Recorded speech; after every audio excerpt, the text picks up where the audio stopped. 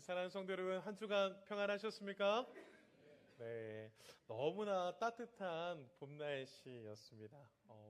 봄이 이제 지나서 막 여름으로 갈 것 같은 너무나 뜨거운 날씨였습니다. 이 따뜻한 봄을 맞이하다 보니까 마음이 설레기도 하고 또 왠지 모르게 기분이 좋아지는 것 같기도 합니다. 여러분, 봄 하면 무엇이 떠오르십니까? 이제 3월부터 해서 봄이 지나서 이제 4월까지 지나고 있는데, 그럼 봄 하면 무엇이 떠오르십니까? 뭐가 떠오르세요? 벚꽃, 꽃도 떠오르고 많은 것들이 떠오를 겁니다. 제가 한번 인터넷에 쳐봤습니다.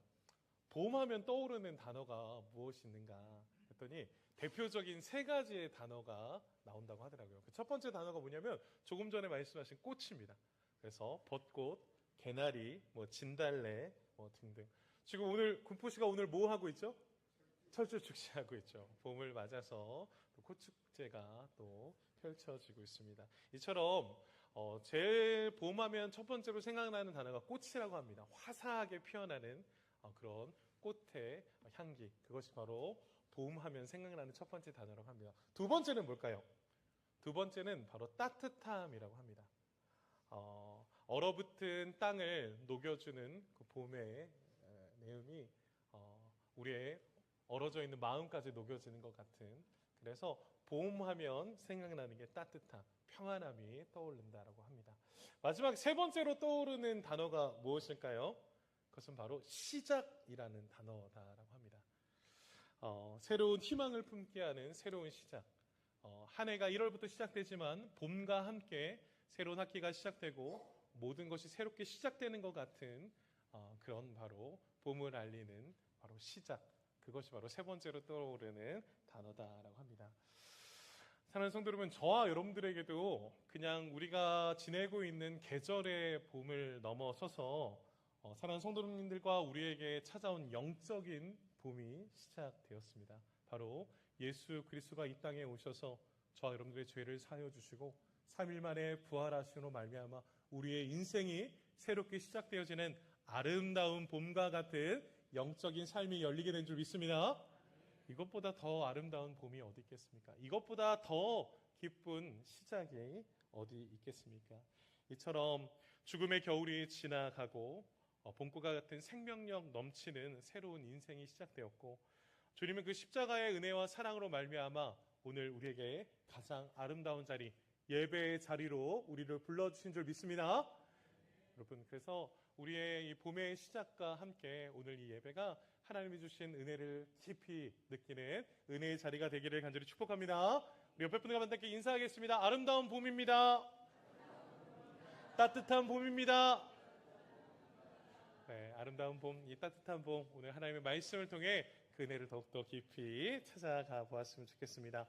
오늘 우리가 읽은 마태복음 28장 16절부터 20절까지의 말씀은 흔히 우리가 말하는 지상 대명령이다라고 말씀합니다. 부활하신 예수님께서 하늘로 오르시기 전에 회복된 제자들에게 향해 주신 마지막 파송의 명령, 그것이 바로 오늘 본문입니다. 우리가 너무나 잘 아는 말씀이고 우리가 암송하는 말씀이고 우리에게 사명과 같은 말씀, 그 지상의 명령이 바로 오늘 말씀입니다. 이 짧은 구절 안에는 교회의 참된 존재 이유와 우리 성도들이 영광스러운 사명, 그리고 예수 그리스도의 부활 이후에 우리가 어떻게 살아가야 할지에 대한 구체적인 질서가 오늘 본문을 통해 우리에게 명확하게 말씀하고 있습니다.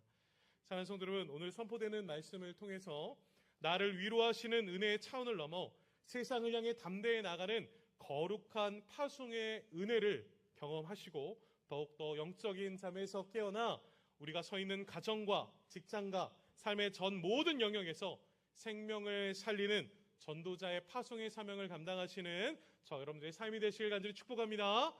그 은혜 가운데 오늘 말씀을 세 가지로 함께 살펴보고자 합니다.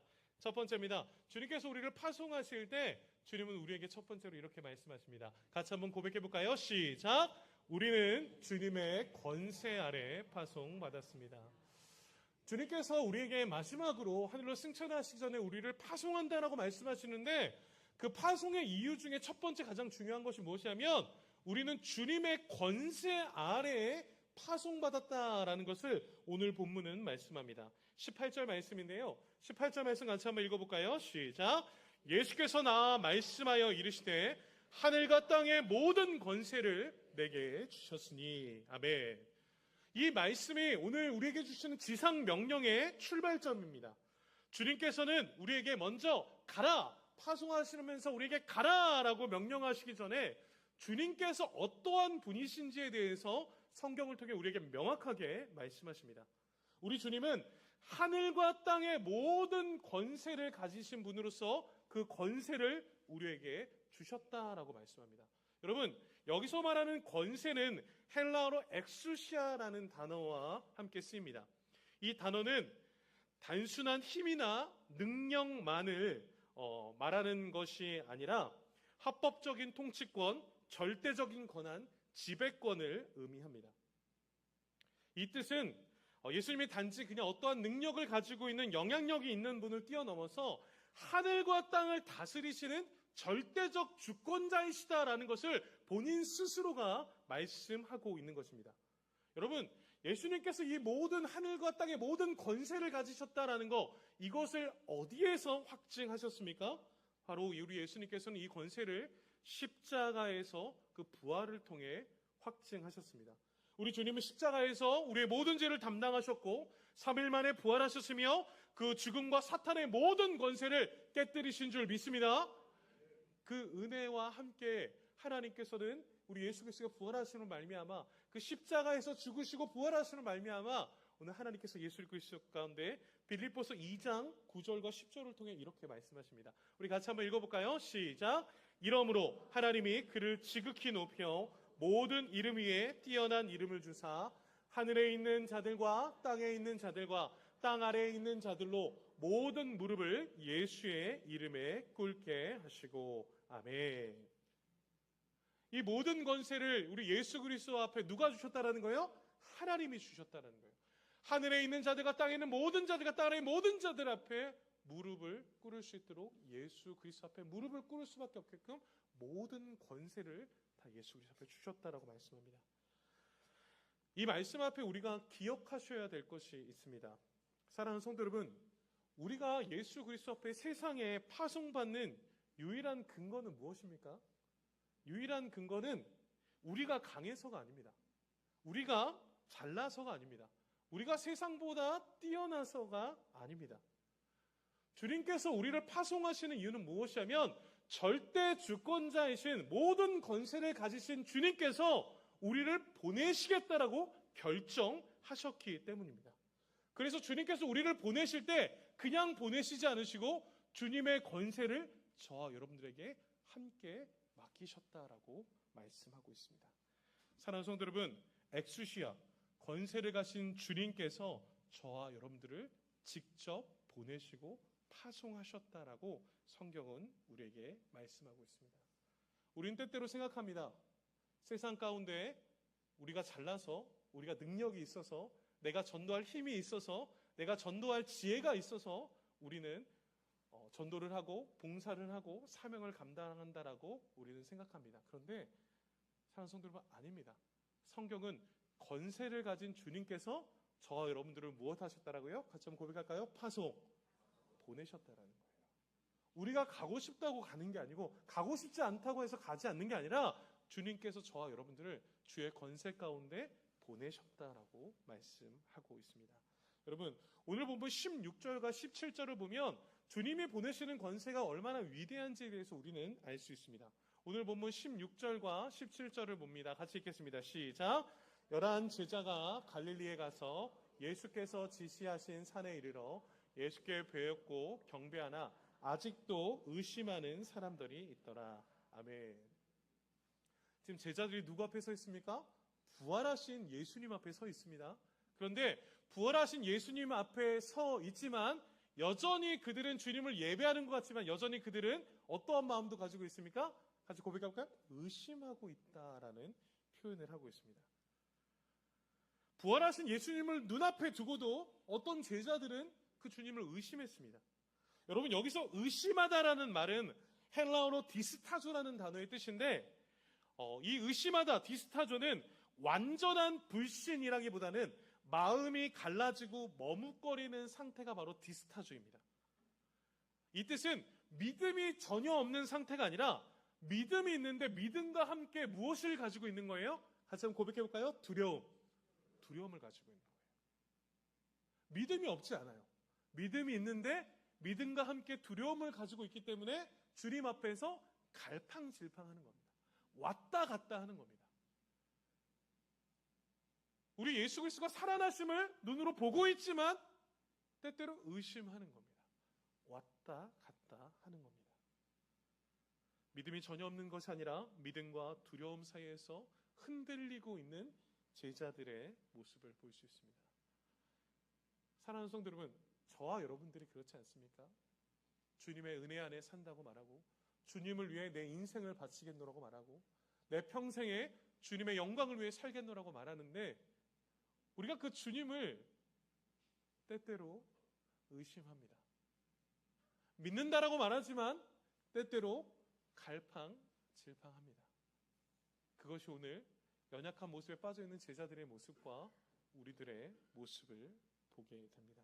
근데 여러분, 여기서 중요한 것은 그런 갈팡질팡하는 제자들을 오늘 주님은 버리지 않으셨습니다. 우리 예수님은 주님 앞에서 완벽한 자들만 파송했다라고 성경은 말하지 않습니다. 지금 두려워하는 제자들, 흔들리는 제자들, 아직 연약한 제자들에게 다가가셔서 하늘과 땅의 모든 권세를 그들에게 주시며 우리 주님은 그들을 파송하고 있다라는 것을 성경은 우리에게 말씀합니다. 이 뜻은 무엇입니까? 제자들의 연약함보다 주님의 권세가 더 크다라는 주님의 선언입니다. 사랑하는 성도 여러분, 우리의 믿음보다 주님의 권세가 더 큰 줄 믿으시길 간절히 축복합니다. 우리는 때때로 생각합니다. 내가 믿음이 커서 내가 주님을 선택할 수 있어서 내가 무엇인가를 선택하고 내가 파송받겠다라고 말합니다. 아닙니다. 하나님이 보내셔야 됩니다. 주님이 보내셔야 됩니다. 주님의 권세를 주셔야 우리는 나아갈 수 있는 힘과 용기와 지혜가 있는 줄 믿습니다. 이것이 바로 성경에서 말하는 바로 파송의 전제 조건입니다. 그런데 우리는 하나님께서 그렇게 보내셨다라고 말씀하고 파송했다라고 말하고 권세를 주셨음에도 불구하고 우리의 갈팡질팡하는 믿음 안에서 우리는 이렇게 고백합니다. 주님, 아직 저는 전도할 준비가 되어 있지 않습니다. 주님, 아직 저는 전도할 믿음이 부족합니다. 주님, 저는 말을 잘 하지도 못합니다. 저는 아무 능력이 없습니다 라고 고백합니다. 네, 여러분, 우리가 이렇게 고백하는 것이 맞습니다. 우리는 능력이 없습니다. 우리는 힘이 없습니다. 우리는 믿음이 부족합니다. 우리는 말도 잘 못합니다. 그래서 주님께서 우리의 연약함을 아시고 우리에게 무엇을 주신 것입니까? 함께 선포하겠습니다. 권세를 주신 겁니다. 나의 힘으로 나아가라고 말씀하신 적 없습니다. 너의 힘으로 달려가라고 말씀하신 적 없습니다. 내가 너에게 권세를 줄 테니 너는 가라라고 말씀하고 있는 것입니다. 그렇게 여러분, 우리에게 부어진 보내심을 받는 이 사명은 우리의 충분함에서 시작되는 것이 아니라 주님의 충만하신 권세에서 시작됨을 믿으시기를 간절히 축원합니다. 바로 주님의 충만한 권세에서 시작되는 것입니다. 그래서 고린도후서 4장 7절은 우리에게 이렇게 말씀합니다. 같이 한번 읽어볼까요? 시작. 우리가 이 보배를 질그릇에 가졌으니 이는 심히 큰 능력은 하나님께 있고 우리에게 있지 아니함을 알게 하려 함이라. 아멘. 이 보배로운 이 복음의 놀라운 은혜를 우리가 가지고 있는데 이것을 질그릇에 가졌다라고 말합니다. 여러분, 질그릇은 무엇입니까? 보잘것없는, 형편없는 그릇을 질그릇이다라고 말합니다. 사랑하는 성도 여러분, 복음이 위대하고 우리 주님이 위대한 것이지 그 복음을 담는 우리가 위대하지 않다라는 거예요. 그래서 우리 질그릇과 같은 우리는 흔들릴 수 있습니다. 깨어질 수 있습니다. 낙심할 수 있습니다. 그러나 우리 안에 담겨진 이 복음은, 우리 주님은 가장 위대한 줄 믿습니다. 그래서 우리는 약하지만 우리를 보내시는 주님이 위대하시기 때문에 우리가 두려워하지 않을 것은 나를 보내시는 주님의 그 놀라운 위대하심과 함께 그 권세를 가지고 우리는 다만 달려나갈 뿐입니다. 사랑하는 성도 여러분, 주님이 보내시는 이 파송의 첫 출발은 내가 할 수 있느냐가 아니라 누가 나를 보내셨는가를 아는 것이 가장 중요합니다. 사랑하는 성도 여러분, 저와 여러분들을 누가 전도자로 보내셨습니까? 왜 119 전도 운동을 하게 하셨으며, 왜 태신자를 작정하게 하셨으며, 왜 우리가 전도해야 된다라고 외치고 있습니까? 우리의 뜻입니까? 우리의 능력입니까? 우리의 권세입니까? 아닙니다. 성경에서 우리에게 말씀하셨고, 교회에게 사명이라고 말씀하셨고, 우리가 그 사명 앞에 다만 순종하고 있는 주님의 권세 앞에 엎드리는 우리의 순종인 줄 믿습니다. 이것이 바로 하나님께서 우리를 통해 일하시는 하나님의 방법입니다. 사랑하는 성도 여러분, 오늘 주님은 너희들이 강해서가 아니라 내가 모든 권세를 가졌기 때문에 내가 너희를 보낸다라고 말씀하고 있습니다. 우리는 오늘 이 말씀을 통해 우리가 이 시간 결단해야 될 것은, 우리 이렇게 한번 선포해 볼까요? 나는 부족합니다. 그러나 주님은 강하십니다. 이 말씀을 믿으시기 간절히 축복합니다. 우리가 강하지 않습니다. 우리는 약합니다. 그러나 우리를 보내시는 주님이 강하시기에 우리는 달려가게 될 줄 믿습니다. 우리의 두려움보다 크신 주님의 권세를 믿으며 사람 두려워하지 마시고 주님을 의지하시며 우리에게 맡겨진 사명의 자리로 나아가시는 우리 모든 성도님들 되시기 간절히 축복합니다. 직장에서, 가정에서, 사업장에서, 학교에서, 수많은 관계 속에서 더 이상 두려움 속에 숨어 지내지 마시고 주님이 주신 권세 아래 세상에 당당히 나가 하나님의 나라의 은혜의 복음을 증거하시는 복음의 사명자, 저와 여러분들 되시길 간절히 축원합니다. 두 번째입니다. 우리 두 번째 같이 한번 고백해 볼까요? 시작. 우리는 제자 삼는 사명으로 파송받았습니다. 두 번째로 우리가 기억해야 될 것은 우리는 제자 삼는 사명으로 파송받았다라는 겁니다. 우리를 파송한 이유는 제자 삼기 위해서 우리를 보내셨다라는 뜻입니다. 오늘 본문 19절과 20절 같이 읽겠습니다. 시작. 그러므로 너희는 가서 모든 민족을 제자로 삼아 아버지와 아들과 성령의 이름으로 세례를 베풀고 내가 너희에게 분부한 모든 것을 가르쳐 지키게 하라. 여기까지 읽겠습니다. 자, 주님의 이 절대적인 주권 선포는 이제 우리를 향한 구체적인 사명으로 이어집니다. 오늘 19절 말씀해 보니까 그러므로라는 단어와 함께 우리에게 주신 그 모든 권세를 가지고 너희는 나아갈 것에 대해서 우리 주님은 우리에게 명령하셨습니다. 우리는 나아가야 합니다. 그래서 오늘 이 19절과 20절의 명령을 보면 네 가지의 동사가 나옵니다. 우리가 주님께서 말씀하신 그 복음의 사명을 가지고 우리가 세상 가운데 파송을 받았는데 어떻게 달려가야 될지에 대한 행동 네 가지를 오늘 본문은 우리에게 말씀합니다. 그 네 가지를 보면 가라, 제자를 삼아라, 세례를 베풀어라, 가르쳐 지키게 하라 라는 이 네 가지의 행동이 나옵니다. 여러분, 여기서 가장 중요한 게 무엇일까요? 네 가지 다 중요하겠죠. 그런데 이 성경의 원어 헬라어로 살펴보면 이 네 가지 중에 핵심이 되는 단어가 있습니다. 그것은 바로 무엇이냐면 제자를 삼아라라는 마테튜 사테라는 이 헬라어 원어에서 우리는 찾을 수 있습니다. 그러면 이 나머지 세 단어 가라, 세례를 베풀어라, 가르쳐 지키게 하라는 중요하지 않는 뜻일까요? 아닙니다. 이 제자를 삼아라라고 하는 마테튜 사테라는 이 단어를 구체적으로 설명해주는 방법론으로서 어떻게 제자를 삼아야 할지에 대한 구체적인 행동이 바로 가라, 세례를 베풀어라, 가르쳐 지키게 하라라고 하는 구체적인 행동을 지시하고 있는 것입니다. 우리는 오늘 제자 삼는 사명으로 나아가기 위해서 우리가 구체적으로 어떤 행동을 해야 되는지 세 가지를 함께 좀 살펴봤으면 좋겠습니다. 첫 번째, 가라라는 뜻입니다. 같이 한번 고백해 볼까요? 가라. 어디로 가야 할까요? 멀리 가야 될까요? 가까이 가야 할까요? 갈까요? 말까요? 우리는 이 가라라는 이 단어를 굉장히 부담스러워합니다. 왠지 아프리카로 선교를 가야 될 것 같고 멀리 어려운 지역에 가서 선교를 감당해야 될 것 같은 단어, 이 단어가 가라입니다. 제가 이 단어에 대한 특별한 추억이 있습니다. 제가 목회자가 된다고 했었을 때 저희 아버지가 저를 위해서 금식하시고 기도도 하시고 성경도 읽으시더라고요. 목회자가 되는 거는 좋아하시더라고요. 그래서 제가 어느 날 목회자가 되었으니까 목회자는 주님이 부르시면 어디든 가야 합니다. 선교로 아프리카로 부르시면 아프리카로 가야 합니다라고 지나가듯이 말씀을 했는데 아버지가 단칼에 그건 안 돼! 그건 안 된다 그러더라고요. 특히나 제가 결혼을 하고 손주들이 생기고 선교 얘기를 꺼내면 아버지는 안 돼! 가려면 너 혼자 가!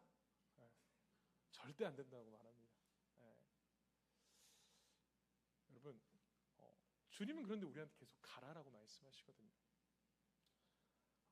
이 가라라고 하는 것은 먼 선교지를 우리는 말한다고 생각하는데 아닙니다. 여기서 말하는 가라라는 단어는 너희가 살아가는 일상의 모든 자리를 포함합니다. 그것이 바로 가라라는 뜻입니다. 이 제자 삼는 일, 이 제자 삼는 일을 향해서 가라라고 말씀하시는데 선교사나 목회자만 특별한 하는 일들이 아니라 예수 믿는 모든 성도들에게 주어진 본질적인 사명, 이것이 바로 가라라는 사명입니다. 그래서 이 사명을 가지고 우리가 삶에 있는 모든 전 영역의 모든 자리로 나아가야 합니다. 근데 또 전제 조건이 또 붙죠. 나아갈 때 모든 민족에게 나아가라 말합니다. 여기서 말하는 모든 민족은 무엇입니까? 판타타 에트네라는 단어인데 모든 민족을 말하니까 다른 민족에게 나아가야 된다라는 생각을 할 수 있습니다. 맞습니다. 다른 민족에게 가야 합니다. 모든 열방, 모든 종족, 모든 백성을 의미합니다. 그런데 여러분 성경적 원어로 더 집중해서 보면 이 뜻은 내 마음에 맞는 사람만이 아니라 내가 만나는 모든 사람에게 향해서 나아가라라는 성경적 원어를 가지고 있습니다. 즉 예수 그리스도의 복음은 모든 사람에게 전해져야 할 하나님의 구원의 소식이다라는 것입니다. 여러분, 우리가 아프리카를 가지 않아도 해외를 가지 않아도 저와 여러분을 통해 하나님께서 보내시는 일상의 모든 자리, 그 자리가 바로 선교 자리이고 전도의 자리인 줄 믿습니다. 그런데도 우리는 잘 가려 하지 않죠. 주님은 가라라고 명령하시는데 주의 복음을 가지고 우리의 삶의 전 영역에 나아가서 복음을 전하라고 말하는데 우리는 자꾸만 가지 않으려고 합니다. 사랑하는 성도 여러분, 그래서 주님이 가라라고 명령하시는 겁니다. 이 가야 되는 사명을 너희들이 선택하지 말고 너희들의 삶의 전 영역으로 너희들은 들어가야 한다는 것을 성경에서 말합니다. 여러분, 이 가라라는 것에 대해서 우리가 모든 민족을 삼아 달려가야 한다는 것에 대해서 성경은 끊임없이 우리에게 말씀합니다. 창세기 12장 3절인데요. 같이 한번 고백해 볼까요? 시작. 땅의 모든 족속이 너로 말미암아 복을 얻을 것이라. 하나님께서 아브라함을 복의 근원으로 삼으시죠. 아브라함의 복의 근원을 삼으시며 아브라함에게 말씀하시는 건 뭐냐면 땅의 모든 족속이 너 아브라함으로 말미암아 복을 얻을 것이다. 복의 근원으로 삼으신 아브라함 말미암아 그 복이 누구에게 흘러가는 거예요?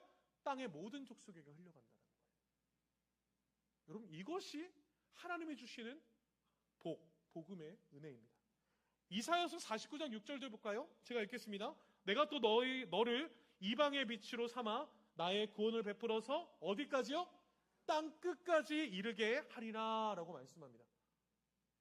하나님께서 이사야 선지자를 통해서 내가 너를 이방의 빛으로 복음의 빛으로 삼을 것인데 너를 통해 구원을 베풀 건데 어디까지요?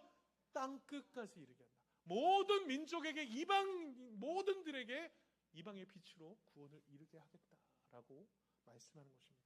또 우리가 너무나 잘 아는 사도행전 1장 8절 말씀이죠. 같이 한번 읽겠습니다. 시작.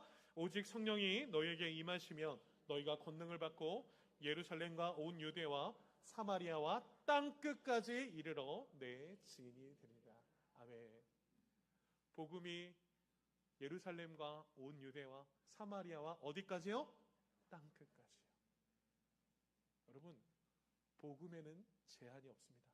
민족을 뛰어넘어 지역을 뛰어넘어 상황을 뛰어넘어 하나님께서 가라라고 말씀하시는 곳에 우리가 있어야 될 줄 믿습니다. 이 말씀 앞에 우리는 결단하셔야 됩니다. 우리는 때때로 생각합니다. 저 사람에게 전도를 할까 말까? 저 사람에게 내가 갈까 말까? 저 사람이 예수를 믿을 수 있을까 없을까? 아, 저 사람은 예수 믿지 않았으면 좋겠는데. 저 사람은 구원받지 않았으면 좋겠는데. 아유, 저 사람을 구원하는 건 하나님 그건 아니죠. 우리 스스로 제안하고 하나님을 정죄하려고 합니다. 사랑하는 성도 여러분, 그러나 보십시오. 구약 창세기에서 아브라함부터 이사야 선지자를 거쳐 땅 끝까지 이르라는 사도의 행전으로 이어지는 오늘 신약 성경이 이어져까지 하나님의 구원의 계획은 온 열방과 온 민족과 땅 끝까지 이르러야 되는 줄 믿습니다. 그래서 아프리카에 가셔야 되는 분들이 있습니다. 다른 중동 지역에 가셔야 되는 분들이 있습니다. 그리고 우리나라의 오지 지역으로 가셔야 되는 분들이 있습니다. 그리고 도심으로 가셔야 되는 분들, 가정으로 가셔야 될 분들, 회사로 가셔야 될 분들 등등 하나님께서는 저와 여러분을 통해 땅 끝까지 복음을 흘려보내기를 원하시는 하나님의 마음과 하나님의 뜻을 우리는 발견하셔야 됩니다. 사랑하는 성도 여러분, 지체하지 마시고 정체하지 마시고 주님이 부르시는 그곳에 우리의 삶이 복음을 들고 나아가시길 간절히 축원합니다. 여러분, 그렇게 우리는 달려가셔야 합니다. 여러분, 이 말씀 앞에 우리가 한 가지 기억하셔야 될 것이 있습니다. 오늘 말씀 앞에 우리가 중요하게 생각해야 될 것은, 오늘 주님은 사람의 수를 늘려라 라고 말씀하지 않으십니다. 주님께서는 사람의 수를 늘려라, 결신자 수를 늘려라 말하는 것이 아니라 오늘 우리에게 정확하게 말씀하시는 것은 무엇이라고 말씀하시냐면, 같이 한번 고백할까요? 제자를 삼아라. 제자를 삼아라 라고 말씀합니다. 여러분, 제자는 단지 교회에 등록한 사람이 아닙니다. 교회에 등록하여서 하나님의 말씀에 복종하고 예수님의 성품을 닮아가는 사람, 예수님을 따라가는 인생, 예수님의 자신의 인생의 목적이 되는 사람, 그 사람이 바로 예수님의 제자다라고 말합니다. 그래서 여러분, 저와 여러분들은 특히나 교회는 무엇에 힘써야 됩니까? 제자 삼는 일에 힘써야 합니다. 오늘 우리가 그 제자 삼는 사역을 위해서 오늘 아까 네 가지 단어 중에 두 가지 단어에 집중해야 되는데, 그 한 가지가 첫 번째 뭐냐면, 같이 한번 고백해 볼까요? 세례를 베풀라. 세례를 베푸는 일에 우리는 집중하셔야 됩니다. 여러분, 세례는 단순한 종교 의식이 아닙니다. 여기 계신 분들 거의 다 세례 받으셨을 것입니다. 근데 세례 받지 않으셨다면 여러분 반드시 세례 받아야 합니다. 여러분, 세례의 의미가 무엇입니까? 로마서 6장 3절과 4절을 통해 이렇게 말씀합니다. 제가 읽겠습니다. 무릇 그리스도 예수와 합하여 세례를 받은 우리는 그의 죽으심과 합하여 세례를 받은 줄을 알지 못하느냐? 그러므로 우리가 그의 죽으심과 합하여 세례를 받음으로 그와 함께 장사되었나니, 이는 아버지의 영광으로 말미암아 그리스도를 죽은 자 가운데서 살리심과 같이 우리를 또한 새 생명 가운데서 행하게 하려 하심이라. 아멘. 오늘 로마서 6장 3절과 4절을 통해 우리에게 말씀하시는 것은, 세례를 받음으로 말미암아 우리가 옛사람은 죽고 예수 그리스도와 함께 새로운 생명으로 태어나는 거룩한 언약, 그것이 바로 무엇입니까? 같이 한번 고백하겠습니다. 세례입니다. 새로운 인생으로 살아간다라는 영적인 증표, 그것이 바로 세례입니다. 사랑하는 성도 여러분, 예수 그리스도 안에서 새로운 인생이 되지 않는 것, 여러분, 이것은 죽음을 의미합니다. 이것처럼 여러분, 우리가 하나님의 거룩한 자녀가 되었다라는 것은 우리에게 바로 예수님도 받으셨던 세례가 얼마나 중요한지에 대해서 우리는 깨달아야 합니다. 사랑하는 성도 여러분, 우리가 세례 받았다라면 우리는 영적으로 예수 그리스도 안에서 새로운 생명을 가진 하나님의 언약된 백성인 줄 믿습니다. 이것이 여러분 얼마나 큰 축복인지 우리는 기억하셔야 됩니다. 여러분, 자녀들 세례 안 받으셨으면 반드시 세례 받게 하셔야 됩니다. 우리 어린 자녀들, 우리 태어난 지 얼마 안 된 아이들 세례 받게 하셔야 됩니다. 세례는 하나님의 영적인 언약의 사인입니다. 세례는 예수 그리스도 안에서 우리의 죄를 씻음 받았다라고 하는 거룩한 증표가 바로 세례입니다. 그래서 여러분, 교회는 반드시 어떤 일에 집중해야 됩니까? 다시 한번 고백할까요? 세례 주는 일에 힘써야 합니다. 근데 여러분, 요즘 교회가 세례 주기가 어렵다라고 합니다. 새로운 성도가 와도 수평 이동으로 교회에 오게 되고 너무나 귀하죠. 감사하죠. 그러나 회심해서 주님을 믿게 되는 일들이 너무 없다라고 말합니다. 그래서 절기에 세례를 줘야 되는데 세례 줄 사람이 점차 없어진다고 말합니다. 여러분, 이것은 교회가 교회로서의 사명을 감당해야 하는데 그 감당해야 될 영혼들이 없다라는 안타까운 현실을 이야기하는 것입니다. 사랑하는 성도 여러분, 교회는 반드시 세례를 줘야 합니다. 죽어가는 영혼들을 살려야 합니다. 저는 우리 교회가 많은 영혼들에게 세례를 주는, 영혼을 살리는 우리 교회가 되게 간절히 축복합니다. 그 일을 위해서 여러분들 함께 기도하시고 함께 달려가시고, 여러분 옆에 보십시오. 292명의 태신자들을 눈물로 기도하며 저 영혼들이 세례받아 새로운 인생을 살아갈 수 있도록 애써주시는 저와 여러분들 되시길 간절히 축복합니다. 두 번째입니다. 두 번째는 교회의 사명 중에 하나는 가르치는 겁니다. 가르쳐 지키게 하라라고 말합니다. 여러분, 여기서 가르쳐 지키려 한다라는 것은 단순히 성경적 지식만 머리에 채우라는 뜻이 아닙니다. 배운 말씀의 삶 속에서 실제로 순종하며 살아내도록 이끌어가는 것, 그것이 바로 가르쳐 지키게 하는 것입니다. 여러분, 진정한 제자 양육은 말로만 되지 않습니다. 오늘날 교회에 수많은 문제점들이 있죠. 그런데 여러분, 교회의 문제점 중 하나는 말씀이 없는 것이 아닙니다. 여러분, 교회에 말씀이 있습니다. 그런데 말씀을 듣는 거에 비해 순종하지 않는다라는 것이 문제입니다. 지식은 많지만, 성경에 대한 지식은 많지만 삶이 변하지 않는다라는 게 문제입니다. 설교는 듣지만 그 말씀 앞에 실천하지 않는다라는 게 문제입니다. 예배에 감동은 있지만 예배에 결단이 없다라는 것이 문제입니다. 그래서 오늘 주님은 우리에게 말씀합니다. 가르쳐 알게 하라라고 말씀하지 않으시고 가르쳐 뭐하게 하라? 같이 고백하겠습니다. 지키게 하라. 지키게 하라는 겁니다. 여러분, 우리가 하나님의 말씀을 아는 데에서 끝나는 것이 아니라 주님은 오늘 우리에게 그 말씀을 지켜서 예수 그리스도의 제자가 되는 삶을 살아내야 된다라고 성경은 우리에게, 우리 교회에게 말씀하고 있습니다. 신앙의 성숙은 성경을 많이 아는 데에 있는 것이 아니라 하나님의 말씀에 얼마나 순종하고 있는가에 달려 있습니다. 그래서 야고보서 1장 22절은 우리에게 이렇게 말씀합니다. 같이 한번 읽어볼까요? 시작! 너희는 말씀을 행하는 자가 되고 듣기만 하여 자신을 속이는 자가 되지 말라. 말씀을 뭐 하는 자가 되라고요? 행하는 자가 되라고요. 그냥 듣고 나는 그냥 믿음이 있다라는 내 자신을 속이는 행위를 하지 말라라고 야고보서는 우리에게 믿음에 대해서 강력하게 말씀하고 있습니다. 또 요한복음 14장 15절은 우리에게 이렇게 말씀합니다. 함께 읽습니다. 너희가 나를 사랑하면 나의 계명을 지키리라. 사랑하는 성도 여러분, 주님을 사랑하십니까? 다시 한번 묻습니다. 주님을 사랑하십니까? 주님을 사랑한다면 우리는 주의 말씀을 지켜야 합니다. 우리는 주님을 사랑합니까? 라고 물어보면 아멘이라고 고백하지만 주의 말씀을 지킵니까? 라고 말씀할 때 우리는 주저하게 됩니다.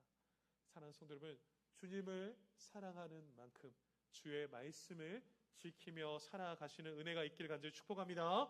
진짜 제자는 예수님의 말씀을 삶으로 살아내는 것입니다. 원수를 사랑하는 말씀 앞에 순종하는 것이고, 용서하라는 말씀 앞에 순종하는 것이고, 거룩하라는 하나님의 말씀 앞에 순종하는 것이며, 복음을 전하라는 주님의 말씀 앞에 순종하는 것입니다.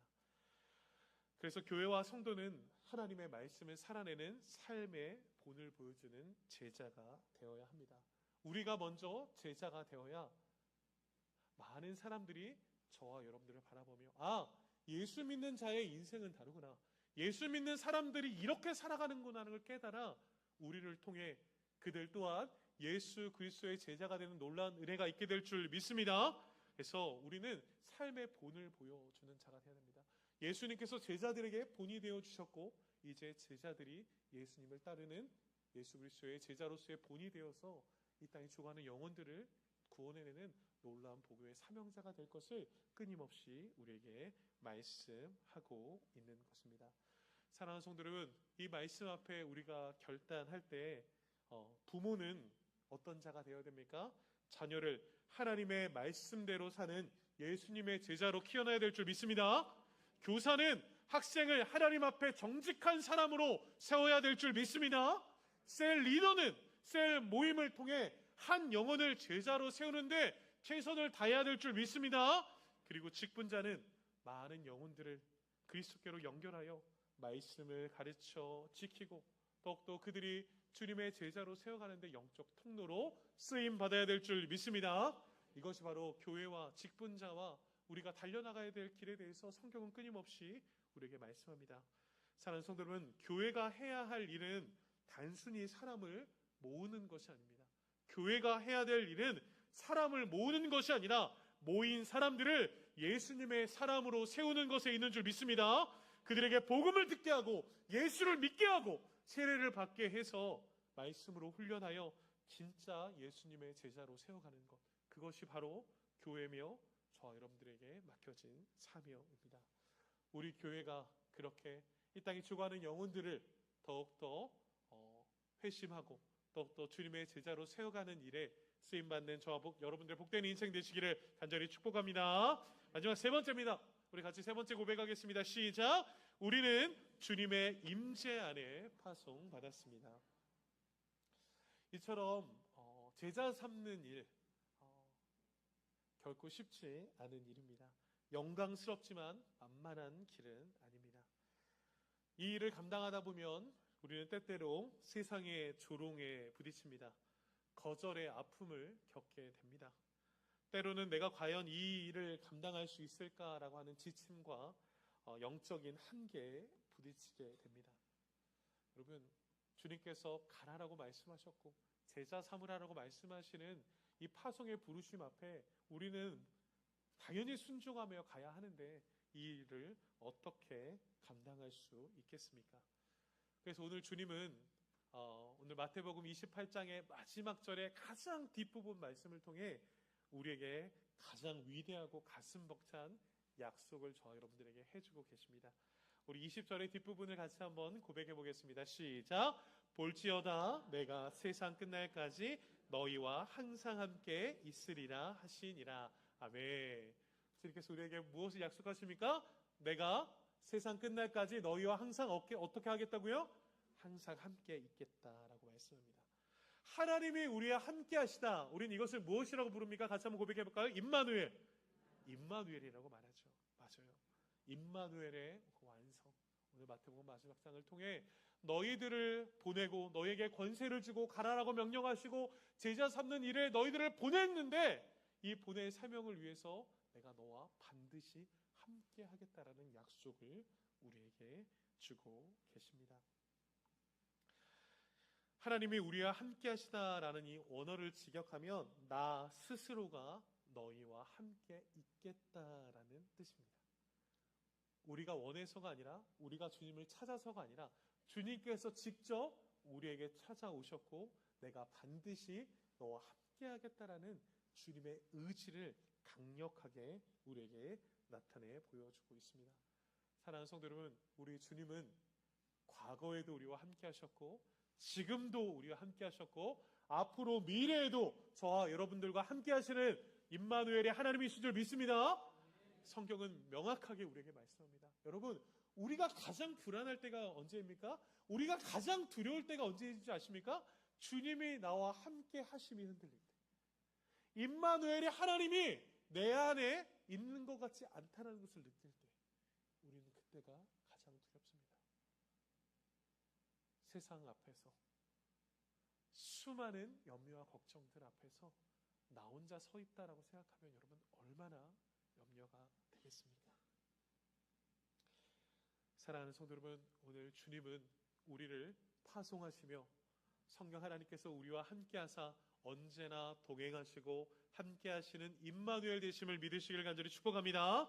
그래서 마태복음은 끊임없이 마태복음 1장부터 시작해서 28장을 마칠 때까지 끊임없이 이것을 이야기합니다. 마태복음 1장 23절을 보면 같이 한번 고백해 볼까요? 시작. 그 이름을 임마누엘이라 하리라 하셨으니 이를 번역한즉 하나님이 우리와 함께 계시다 함이라. 마태복음 1장을 임마누엘 하나님으로 시작하고 마태복음 28장 마지막을 내가 너희와 함께 있으리라 라고 끝냅니다. 이 마태복음 전체는 함께 하시는 예수님, 우리와 함께 하시는 복음의 은혜를 끊임없이 우리에게 증거하고 있는 것입니다. 사랑하는 성도 여러분, 우리를 파송하시는 주님의 그 은혜 아래서 우리가 두려워하지 말 것은 주님은 지금도 우리와 함께 하신 줄 믿습니다. 주님의 임재가 우리와 함께하고 있는 줄 믿습니다. 그래서 여러분, 우리의 인생 가운데 주님과 함께하지 않으면 우리는 갈 수 없습니다. 여러분, 성경에 보면 위대한 사람들이 많이 나타나죠. 여러분, 모세가 뭐라고 말하는지 아십니까? 출애굽기 33장 15절을 보면 같이 한번 읽어볼까요? 시작. 주의 임재가 가지 아니하시려거든 우리를 이곳에서 올려보내지 마소서. 모세가 이야기합니다. 하나님의 임재 없이는 나는 갈 수 없습니다. 우리는 갈 수 없습니다. 60만 명을 이끌었던 위대한 지도자 모세마저도 주님이 나와 함께 하지 않으시면 나는 가지 못합니다. 나는 갈 수 없습니다. 나는 갈 능력이 없는 자입니다 라고 고백합니다.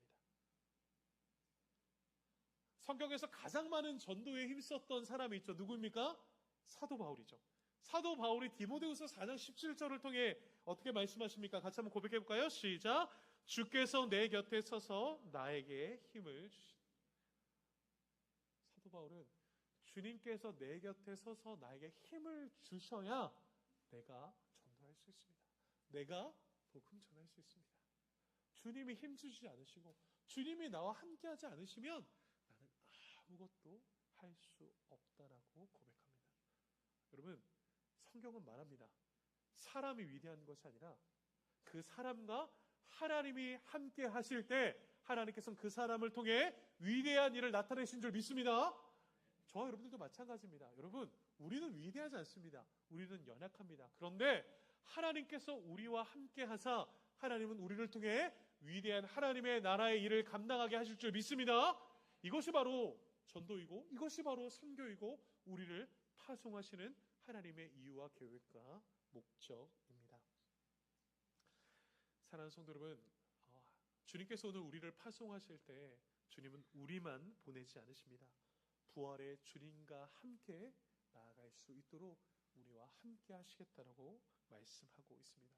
그렇게 주를 믿는 거룩한 백성들이 이 땅 가운데 복음의 사명을 감당해 나갈 때 우리는 단 한순간도 혼자인 적이 없었습니다.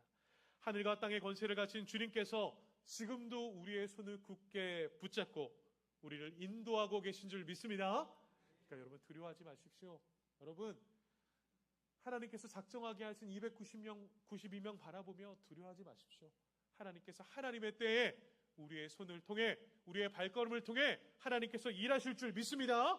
주님의 영원한 임재 임마누엘 되신 그 하나님을 바라보며 우리에게 맡겨진 사명을 감당하여 하나님의 나라를 세워가는, 하나님의 나라를 확장시켜 나가는 우리 산모 아름다운 교회 우리 모든 성도님들 되시기를 예수 그리스도의 이름으로 간절히 축원합니다.